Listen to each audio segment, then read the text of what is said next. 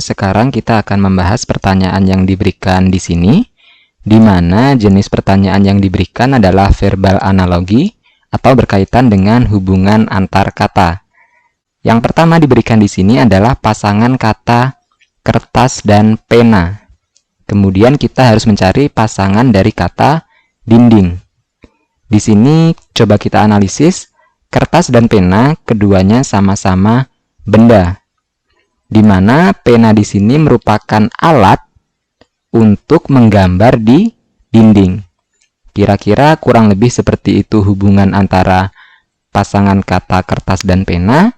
Coba kita terapkan ke kata yang kedua, yaitu alat apakah yang digunakan untuk menggambar di dinding. Nah, dari kelima pilihan yang diberikan, jawaban yang paling mungkin benar adalah pilihan yang do, yaitu kuas. Di mana kuas merupakan alat yang digunakan untuk menggambar di dinding. Jadi, sudah kita peroleh hubungan yang sama, bahwa pena adalah alat untuk menggambar di kertas, maka kuas adalah alat yang digunakan untuk menggambar di dinding. Sekarang kita akan membahas pertanyaan yang diberikan di sini, di mana jenis pertanyaannya adalah tentang verbal analogi atau hubungan antar kata. Diketahui pasangan kata yaitu balon dan udara. Di sini keduanya sama-sama kata benda. Kira-kira kata hubung apa yang bisa menghubungkan dua benda ini? Balon dan udara. Kemungkinan yang pertama adalah balon terbang di udara. Namun jika kita amati di kelima pilihan yang diberikan, tidak ada hubungan seperti itu. Semen terbang di tembok, minyak terbang di wajan, dan lain sebagainya. Jadi kurang lebih itu bukan hubungan yang seharusnya. Kira-kira kemungkinan lain hubungannya seperti apa? Balon dan udara. Mungkin akan ada yang berpikir bahwa balon berisi udara. Kira-kira kalau hubungannya seperti ini, adakah di kelima pilihan yang diberikan yang memiliki hubungan sama? Nah, benar sekali. Pasangan kata yang memiliki hubungan sama adalah pilihan yang C, yaitu bantal berisi kapuk. Atau ini berupa kapas. Sehingga kita sudah menemukan pasangan kata yang memiliki hubungan sama dengan balon dan udara, yaitu balon berisi udara dan juga bantal berisi kapuk. Sekarang kita akan membahas pertanyaan yang diberikan di sini, yaitu tentang verbal analogi atau hubungan antar kata. Diketahui ada 3 kata, yaitu seminar, presentasi, dan diskusi. Kira-kira kaitannya ketiga kata ini seperti apa? Nah, di sini kira-kira hubungan ketiga kata ini adalah acara seminar diisi dengan kegiatan presentasi, kemudian dilanjutkan dengan acara diskusi. Pasti presentasi dulu baru diskusi, tidak mungkin diskusi dulu baru presentasi. Sehingga coba kita lihat kelima pilihan yang diberikan, adakah yang memiliki hubungan seperti yang disebutkan sebelumnya? Ternyata ada, yaitu pilihan yang B. Kegiatan arisan diisi dengan acara undian. Kemudian dilanjutkan dengan acara makan-makan, biasanya di akhir. Seperti ini. Ini urutannya benar. Sedangkan untuk pilihan yang lain ini salah. Untuk pilihan A ini tidak berkaitan. Kemudian untuk pilihan C ini kegiatan penghormatan dan pengibaran bendera seharusnya bersamaan ya. Tidak mungkin urutan sebelum setelah. Maka dia salah. Kemudian untuk pilihan yang do ini seharusnya akan menjadi benar jika yang terakhir ini bukan hadiah, tetapi pemberian hadiah. Jadi lomba diisi dengan pengumuman, kemudian dilanjutkan dengan pemberian hadiah. Karena di sini hadiah saja, maka dia salah. Kemudian yang terakhir ini juga salah, urutannya kurang tepat. Jadi jawaban yang benar adalah pilihan yang B. Sekarang kita akan membahas pertanyaan yang diberikan di sini, di mana jenis pertanyaannya adalah verbal silogisme atau berkaitan dengan pernyataan. Yang ditanyakan di sini adalah manakah bentuk inverse dari pernyataan jika populasi ular menurun, maka populasi tikus meningkat. Di sini adalah hubungan sebab akibat. Kita misalkan populasi ular menurun dengan A dan populasi tikus meningkat dengan B. Kemudian coba diingat-ingat lagi kira-kira bentuk kalimat atau pernyataan jika maka itu seperti apa. Nah, bentuk pernyataan jika maka itu adalah contoh dari implikasi. Seperti ini. Jika kita mempunyai pernyataan jika A maka B, maka ada 3 istilah lain, yaitu converse, ada inverse, kemudian kontraposisi. Karena yang ditanyakan di sini adalah inverse, maka kita hanya perlu mengubahnya seperti ini.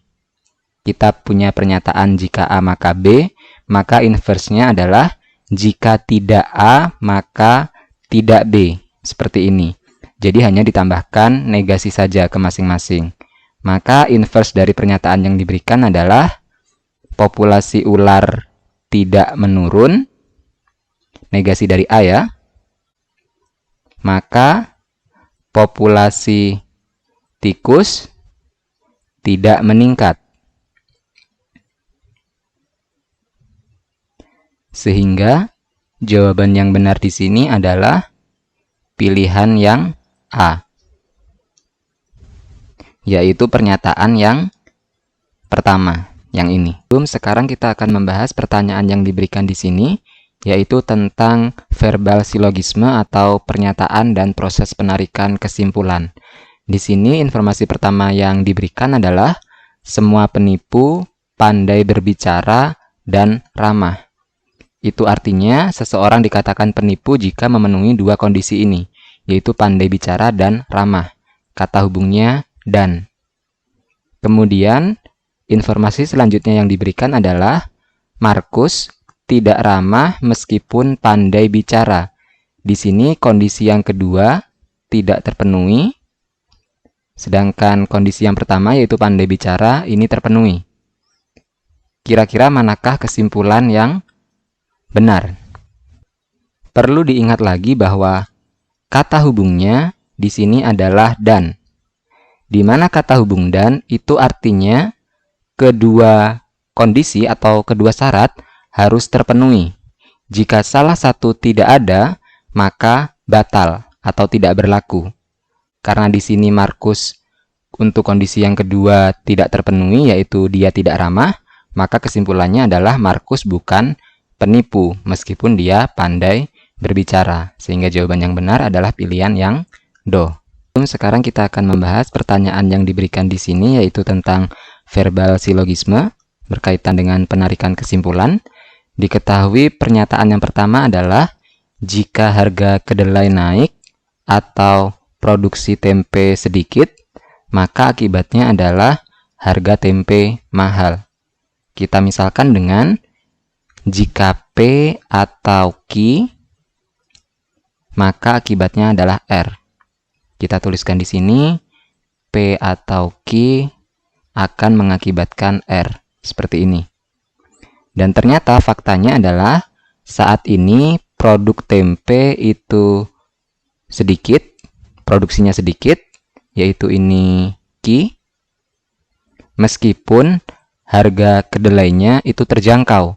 Ini adalah negasi P, seperti ini. Jadi faktanya adalah Q dan negasi P. Untuk penarikan kesimpulan di sini, kita akan menggunakan yang namanya modus ponen, yaitu jika sebabnya itu terpenuhi, maka akibatnya akan terjadi. Atau jika kita punya pernyataan jika A maka B, dan faktanya adalah A, maka kesimpulannya adalah B. Kemudian karena sebabnya di sini ada 2, yaitu P dan Q dengan kata hubungnya atau, di mana untuk kata hubung atau artinya berupa pilihan, salah satu saja cukup. Jadi P saja bisa mengakibatkan R, Q saja bisa mengakibatkan R. Karena faktanya di sini ada Q, itu artinya sebab ini terpenuhi, maka kesimpulan yang benar berdasarkan modus ponen adalah R. Jadi, harga tempe mahal. meskipun harga kedelainya terjangkau, yaitu ini. Jawaban yang benar adalah pilihan yang E. Harga tempe mahal padahal harga kedelainya terjangkau. Hal ini dikarenakan produksi tempenya sedikit. Sekarang kita akan membahas pertanyaan yang diberikan di sini, di mana jenis pertanyaannya adalah tentang verbal analitis. Diketahui informasi bahwa seorang karyawan bekerja 6 hari selain hari Minggu, jadi hari Senin sampai hari Sabtu. Informasi yang pertama, terdapat 3 warna seragam dinas, yaitu putih, kuning, dan hijau. Informasi yang kedua, setiap seragam dikenakan tepat selama 2 hari. Lalu informasi selanjutnya, seragam hijau tepat dikenakan setelah seragam putih. Ini adalah informasi yang paling penting. Kemudian diketahui bahwa jika seragam putih hanya dikenakan di hari Senin dan Rabu, kira-kira karyawan mengenakan seragam kuning pada hari apa? Di sini kita bisa membuat urutan hari seperti ini, Senin, Selasa, sampai Sabtu. Kemudian dari informasi yang diberikan diketahui bahwa seragam putih dikenakan di hari Senin dan Rabu, seperti ini. Ini adalah putih, kemudian putih. Karena seragam hijau tepat dikenakan setelah seragam putih, itu artinya seragam hijau dikenakan pada hari Selasa dan Kamis, seperti ini. Sehingga untuk hari Jumat dan Sabtu, seragam yang digunakan berwarna kuning. Maka jawaban yang benar, karyawan mengenakan seragam kuning pada hari Jumat dan Sabtu, yaitu pilihan yang C. Sekarang kita akan membahas pertanyaan yang diberikan di sini, yaitu tentang verbal analitis. Diketahui informasi bahwa seorang karyawan bekerja 6 hari selain hari Minggu, yaitu hari Senin hingga hari Sabtu. Terdapat 3 warna seragam dinas, yaitu putih, kuning, dan hijau, di mana masing-masing seragam dikenakan tepat selama 2 hari. Untuk poin berikutnya disebutkan bahwa seragam hijau tepat digunakan setelah seragam putih. Jadi putih dan hijau pasti berurutan. Informasi selanjutnya, jika seragam hijau dikenakan pada hari Jumat, kira-kira seragam apa yang dikenakan karyawan pada hari Rabu? Di sini kita tuliskan urutan harinya seperti ini. Kemudian karena pada hari Jumat sudah pasti mengenakan warna hijau, dan sesuai poin yang ketiga, putih dan hijau pasti berurutan, maka hari Kamis seragamnya pasti berwarna putih, seperti ini. Nah, untuk warna yang lain, kita harus menentukan semua kemungkinannya. Di sini putih dan hijau harus berurutan, artinya ada beberapa kemungkinan. Kemungkinan yang pertama, putih hijau ada di sini. Seperti ini, berurutan. Itu artinya Rabu dan Sabtu warnanya kuning. Kira-kira adakah kemungkinan yang lain? Ternyata ada, yaitu putih hijau ada di Selasa Rabu, seperti ini. Dan Senin Sabtu itu warnanya kuning. Seperti ini. Masih adakah yang lain? Ternyata tidak ada, jadi hanya ada 2 ini. Itu artinya seragam yang mungkin pada hari Rabu adalah kuning atau hijau, yaitu pilihan yang do. Sekarang kita akan membahas pertanyaan yang diberikan di sini, yaitu tentang verbal analitis. Diketahui informasi bahwa suatu meja bundar dikelilingi oleh 4 buah kursi, di mana kursi tersebut akan ditempati oleh Andi, Budi, Caca, dan Dina.